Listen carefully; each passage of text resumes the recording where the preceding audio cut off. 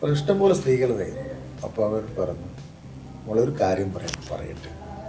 അപ്പോൾ പൈസ അധികം എടുക്കാത്തത് കൊണ്ടുള്ള പറഞ്ഞു ഇല്ല ചേച്ചി വേണ്ടാന്ന്. അപ്പോൾ പോയിട്ട് രണ്ടാമത് തിരിച്ചു വന്നു. അല്ല നമ്മളൊരു കാര്യം പറയാനുണ്ട്, പൈസ വേണമെന്നില്ല. അപ്പം ചേച്ചി ഒന്ന് നോക്കിയോ എന്ന് ആ കുട്ടി പറഞ്ഞു. ഷോപ്പിലിരിക്കുന്നു, ഞാൻ തരാനാണ്. അങ്ങനെ അപ്പോൾ ചേച്ചി നോക്കിയിട്ട് പറഞ്ഞു, വെറുതെ അധികമൊന്നും പറഞ്ഞില്ല, നിങ്ങളെ ഭർത്താവിന്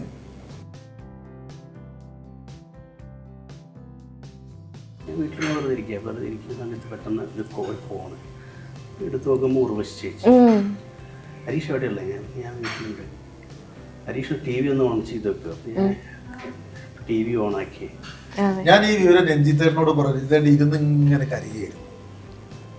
കളംകാവൽ സിനിമയെ ബന്ധപ്പെട്ടിട്ട് മമ്മൂക്കയോട് ചേർന്ന ഒരു ക്വസ്റ്റ്യൻ ചോദിക്കുന്നതായിട്ടൊരു പോസ്റ്റ് കണ്ടു.